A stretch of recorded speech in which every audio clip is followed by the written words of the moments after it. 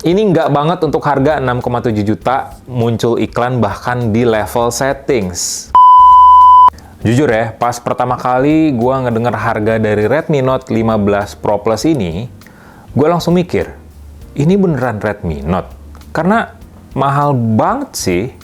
Ya, karena sejarah Redmi Note series dari Xiaomi itu biasanya adalah HP rakyat.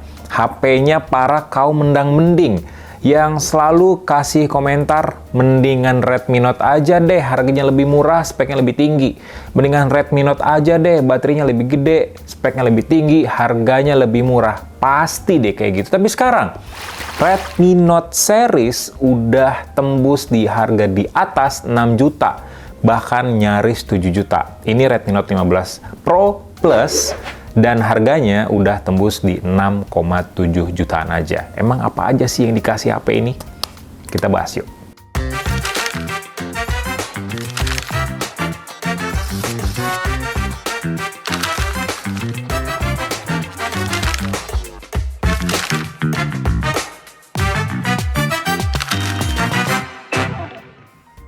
Jadi Redmi Note 15 Pro Plus ini cuma ada satu varian aja di Indonesia, RAM-nya 12GB, memorinya 512GB, dan harganya bikin kalian gak nyangka, 6.799 juta. Atau naik 800.000 dibandingin sama seri sebelumnya, Redmi Note 14 Pro Plus dengan varian RAM dan storage yang sama. Bayangin, naiknya hampir sejuta cuy. Dan emang sih, ketika gue pegang smartphone ini dan sebentar gitu ya, nyobain-nyobain aja, kayak ya oke lah, upgrade harganya lumayan, tapi secara spek Redmi Note 15 Pro Plus ini emang kasih upgrade yang lumayan signifikan dari desainnya, dari prosesornya, dari konfigurasi kamera, kapasitas baterainya, sampai ke build quality-nya. Tapi meskipun banyak upgrade, ada satu kekurangan terbesar Redmi Note series yang masih aja ada di smartphone ini, padahal harganya tuh tinggi banget.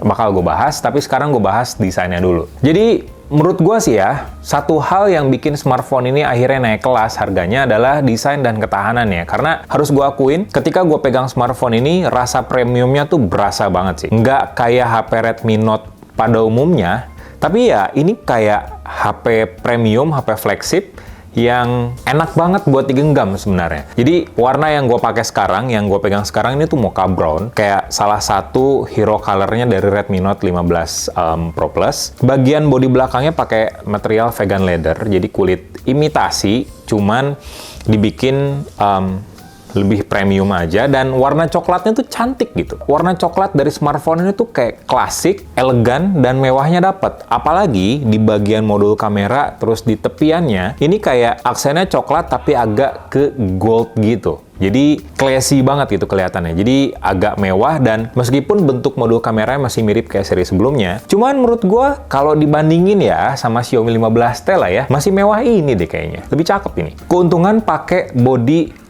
material kulit vegan adalah pertama gak gampang kotor kalau warnanya gelap nih kayak gini. Terus enak banget di genggaman kalau dipegang pakai satu tangan. Terus nggak licin juga. Jadi lebih pas lah ya kalau kalian memutuskan untuk nggak pakai casing ketika beli smartphone ini. Secara fisik nih ya, kalau seri sebelumnya kan layarnya melengkung tuh. Nah, sekarang tuh frame sampingnya udah dibikin rata, layarnya juga udah nyaris rata, meskipun masih ada sedikit lengkungan di sisi kiri dan kanannya. Kayak desainnya tuh kayak quad curve sebenarnya, cuman nggak melengkung-melengkung banget gitu di bagian layarnya. Dan satu hal yang jadi kelebihan utama dari smartphone ini adalah IP68 dan IP69K. Artinya apa? Jadi nggak cuman tahan air di kedalaman 1,5 meter selama 30 menit aja, tapi IP69K ini mengingatkan gue dengan Realme C85 Pro. Jadi smartphone ini berarti tahan semprotan air bertekanan tinggi, terus juga tahan terhadap paparan debu yang lumayan ekstrim, terus juga nggak cuman tahan air biasa, tapi tahan air di suhu yang ekstrim juga. Jadi smartphone ini sebenarnya bukan cuma cantik, tapi juga kuat buat dipakai di outdoor, ataupun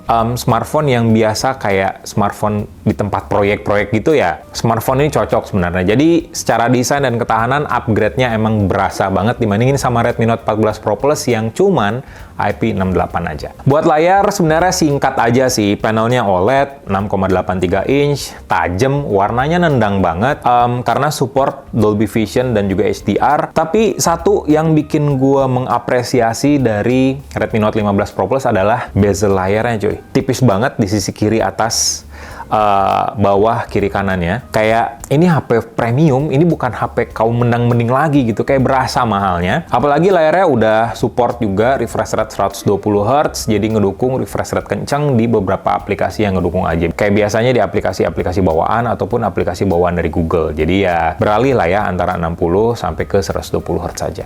Nah ini nih ya, yang jadi upgrade penting juga di Redmi Note 15 Pro Plus adalah speknya. Ya mainin spek tetep lah ya, Xiaomi di Redmi Note series ini sekarang pakai Snapdragon 7S Gen 4. Kalau sebelumnya Snapdragon 7S Gen 3, terus modul kameranya juga nggak dibikin menonjol juga. Tapi baterainya gede banget ternyata, 6500 mAh.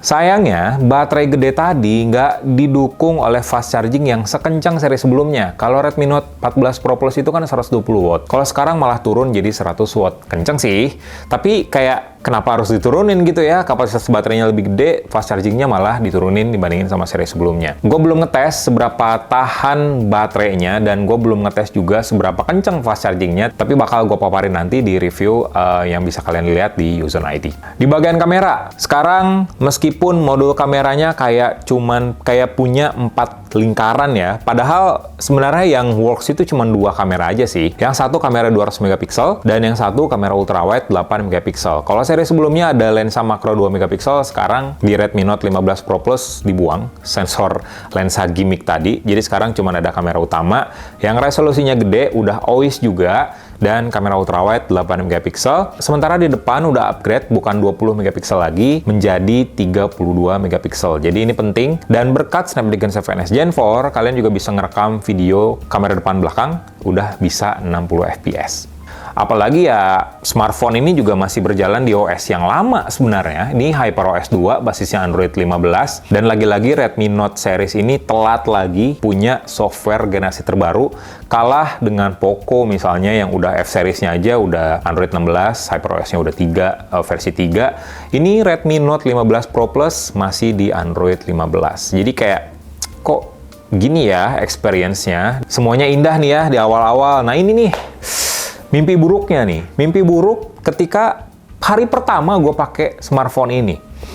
Ketika gue pakai smartphone ini, langsung login akun email utama, langsung masukin kartu SIM, connect ke WiFi, gue pakai bentar, terus tiba-tiba kok nada deringnya kayak standar Xiaomi gitu ya. Akhirnya gue pilih beberapa ringtone yang ada di aplikasi gitu ya. Terus gue pilih, pas gue pencet pilih, kenapa tiba-tiba keluar iklan? Ini handphone beneran kan? Bukan handphone scam atau handphone HDC gitu ya. Kayak, kok iklannya ada di mana-mana ya? Di settings, muncul iklan, milih ringtone. Di glance, ketika gua swipe layar ke kanan, iklan juga. Bahkan, kalau nggak sengaja kepencet, langsung kebuka aplikasi dan muter konten yang sesuai iklan tadi. Kayak, come on lah Xiaomi, ini kan bukan smartphone murah ya. Kalau kalian jualan 1-3 juta atau at least 4 juta, masih ada iklan dan speknya bagus, oke lah, gue masih bisa mengerti. Mungkin itu cara kalian untuk mengambil margin keuntungan gitu ya. Tapi ini harga 6,7 juta, dan gue misalnya ya,